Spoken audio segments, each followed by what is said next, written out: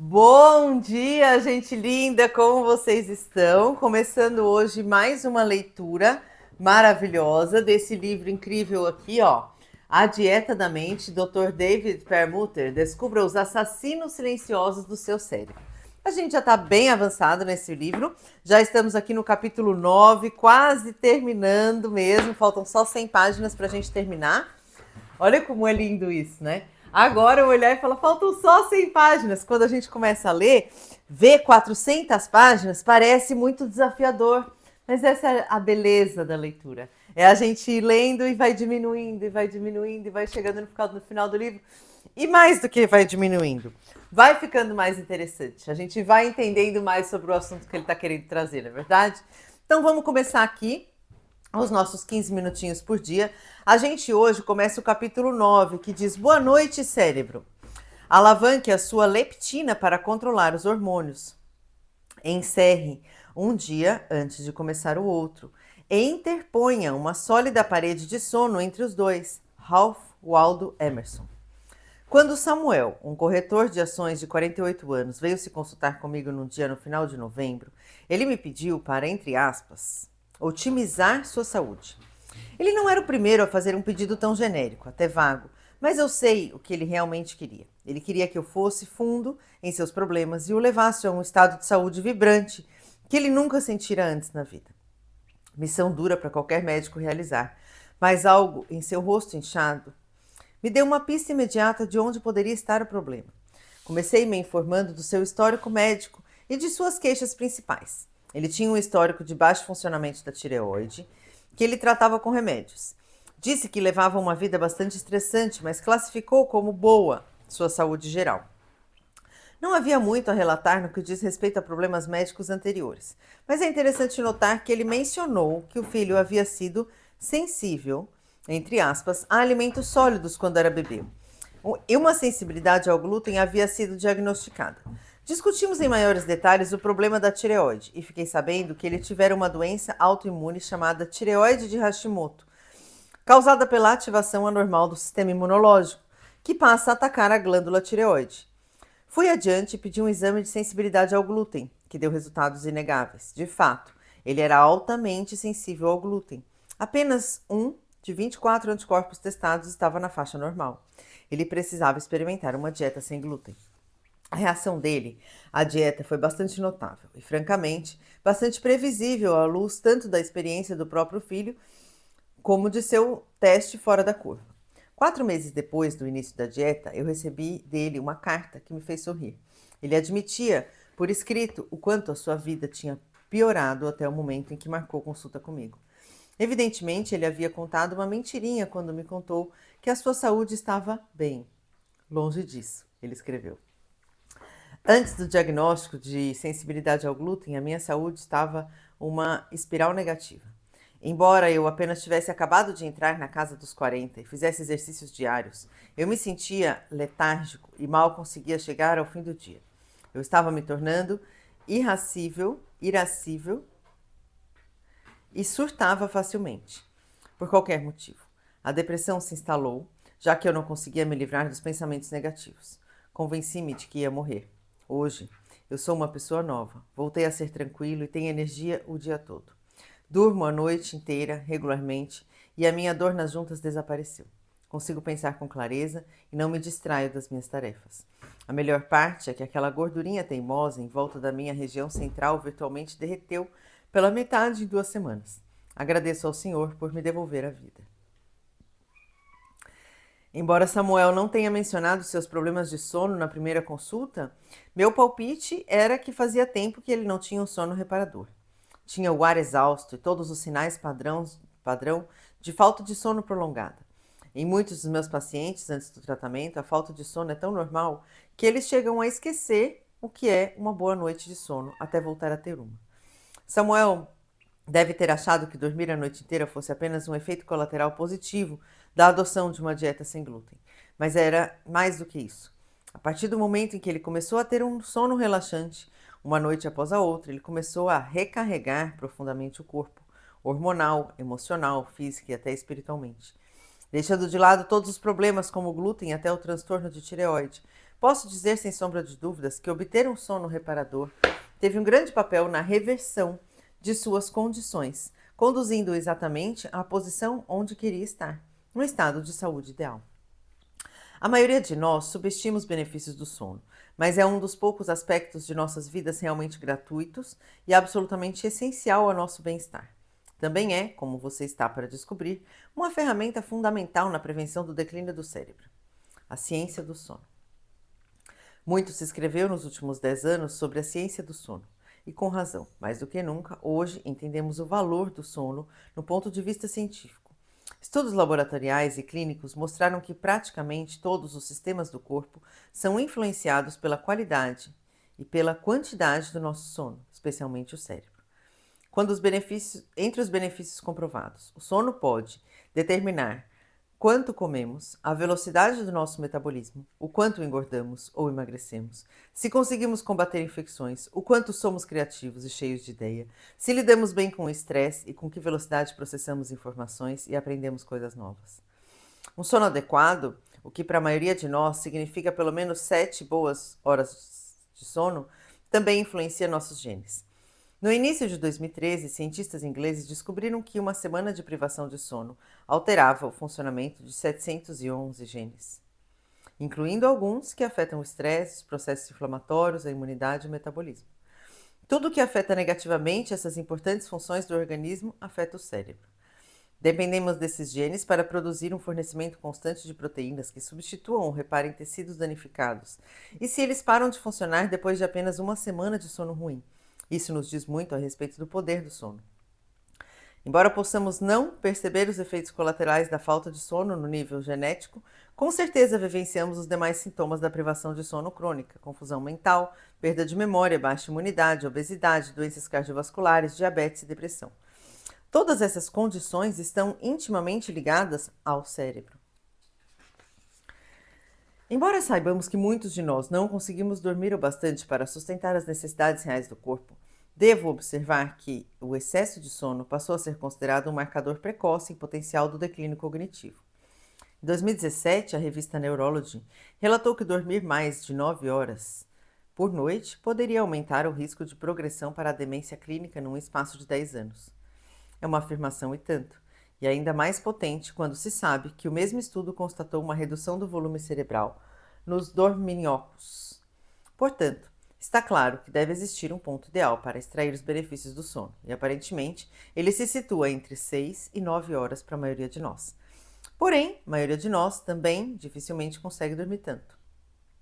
Cerca de 10% dos americanos sofrem de insônia crônica, enquanto nada menos que 25% de nós relatam não dormir o suficiente com alguma frequência. E além da necessidade de dormir o bastante, os cientistas agora se concentram na qualidade do sono, ou seja, na sua capacidade de restaurar o cérebro. É melhor ter um sono profundo de 6 horas ou um sono ruim de 8? Pode parecer fácil responder essas perguntas e que já sabemos tudo o que podemos saber sobre algo que todos nós fazemos durante grande parte da vida. Mas os cientistas ainda estão tentando desfazer o mistério do sono e como ele afeta homens e mulheres de maneiras diferentes. Aparentemente, os hormônios influenciados pela privação de sono são diferentes no homem e na mulher. Embora as consequências sejam as mesmas para ambos os sexos, uma tendência a comer demais, o gatilho subjacente da fome, não é o mesmo nos dois. No homem, a falta de sono suficiente leva a níveis elevados de grelina, um hormônio que estimula o apetite. Nas mulheres, em compensação, os níveis de grelina não são influenciados pelo sono, mas pelos níveis de GLP-1, um hormônio supressor de apetite.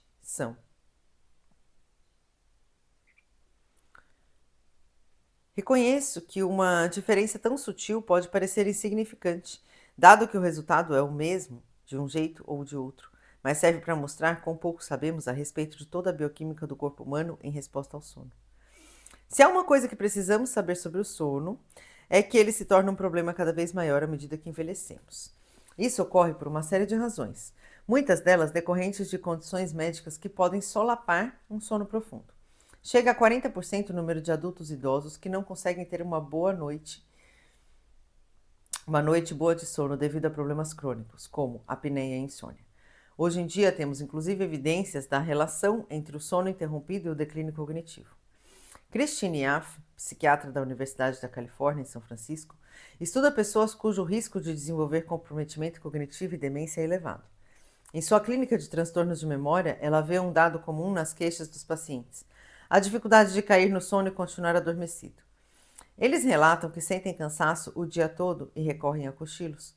Quando o IAF realizou uma série de estudos analisando mais de 1.300 adultos acima de 75 anos ao longo de um período de 5 anos, ela percebeu que aqueles com interrupções do sono, como as provocadas por uma respiração inadequada ou apneia do sono, tinham quase 2 vezes mais chances de desenvolver demência ao longo da vida. Aqueles que sofriam interrupções no ritmo circadiano natural ou que acordavam no meio da noite também tinham um risco maior. Pesquisas mais recentes confirmaram os estudos anteriores, mostrando a relação entre o sono e o risco de diversos problemas de saúde. Essas pesquisas revelaram até que os bichinhos do nosso intestino, o microbioma intestinal, compartilham uma relação não apenas com nossos hábitos de sono, mas com o nosso ritmo circadiano e se ele é saudável ou suscetível a tropeços.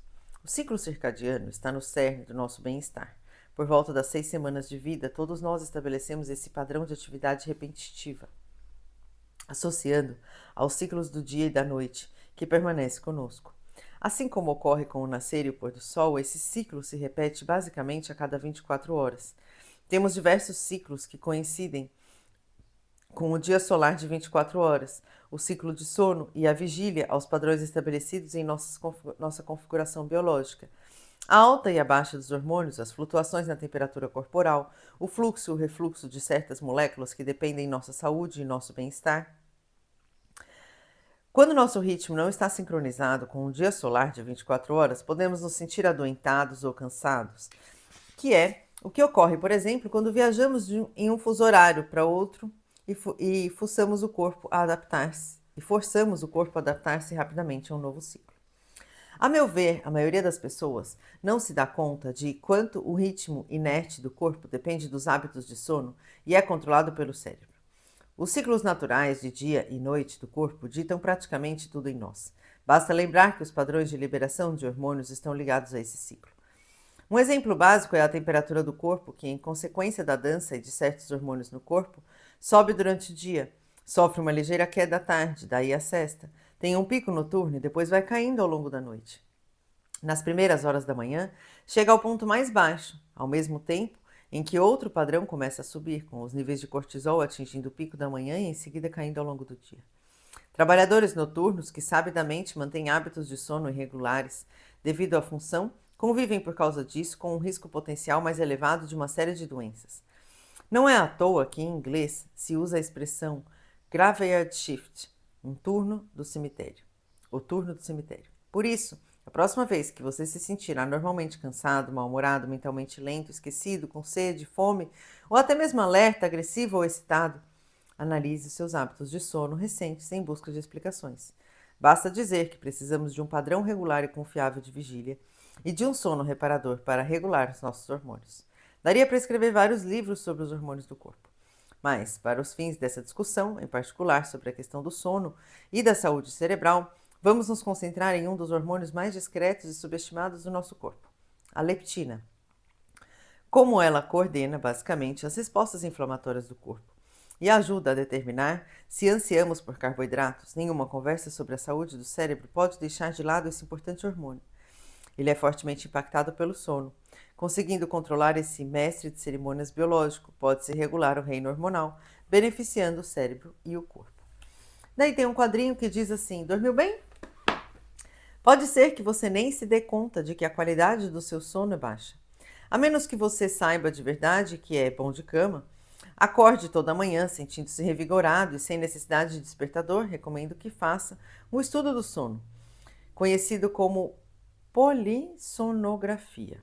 É um procedimento indolor, não invasivo, que exigirá que você durma 1 ou 2 noites em uma clínica de sono.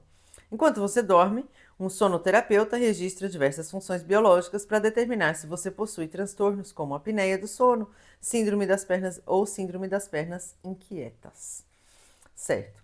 Gente, eu vou parar por aqui, porque a gente está na página 277, ainda não deu tempo, falta 1 minuto, mas já vai dar para a gente não ter que parar no meio de um parágrafo, né? que eu quero dizer? Primeiro, para as Saudabilindas que estão me escutando aqui, para as mulheres que já fazem parte do Saudabilize. Nós temos dentro do Saudabilize um aulão que a gente recebeu de uma médica falando especialmente sobre o sono. Esse outro livro que a gente leu, Comer para Não Envelhecer, tem também um capítulo dedicado ao sono. Nesse capítulo dedicado ao sono, o que ele fala basicamente para a gente ir trazendo o nosso corpo para o sono? Porque hoje a gente está vivendo num mundo de tela, né? Quem é que fica com o celular na cara até o olho tá ardendo para dormir, né? Então, se você respondeu sim, você e grande maioria da população. É normal. Hoje em dia é normal, mas não deveria ser, né? Então, o que ele recomenda? Que a gente fique longe da tela pelo menos 1 hora antes de ir para a cama, que a gente abaixe a luminosidade, então tire todas as luzes brancas do ambiente, deixe ali somente luz amarela ou meia luz, sabe? E uma coisa que ele fala muito para quem tem insônia é aquecer os pés. Então, sempre dormir com os pés aquecidos.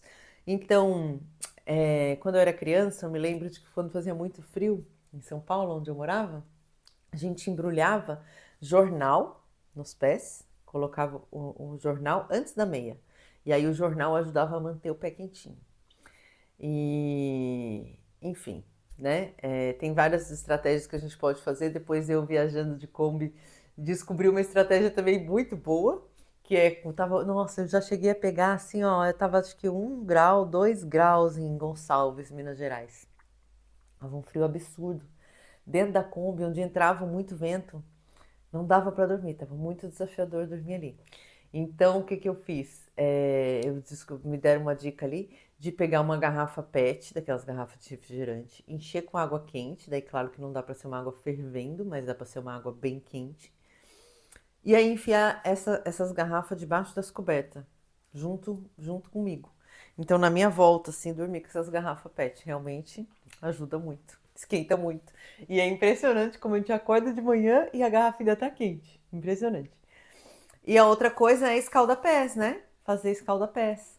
Então, pegar ali, colocar uma bacia com água morna, pode ser um sal grosso, algo desse tipo, colocar os pés ali, pausar, ficar uns 15, 20 minutos para a energia ir baixando para depois ir dormir. Que aí você vai convidando o seu corpo a esse processo. Faço algumas dessas estratégias que comentei com vocês, faço de vez em quando sinto necessidade, e todas as vezes gosto muito. Agora, sobre os pés aquecidos, eu sou uma pessoa muito friorenta.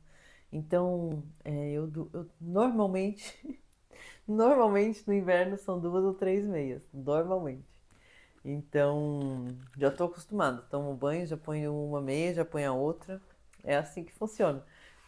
Realmente eu sinto muito frio nos pés, e sempre. Não existe possibilidade de eu estar descalça no inverno, é muito. Aqui onde eu moro é muito frio. Então a gente realmente cuida bastante os pés. E é isso. Então, Saudabelindas, assistam essa palestra maravilhosa. E eu volto amanhã para a gente continuar essa leitura incrível. Beijo e até lá.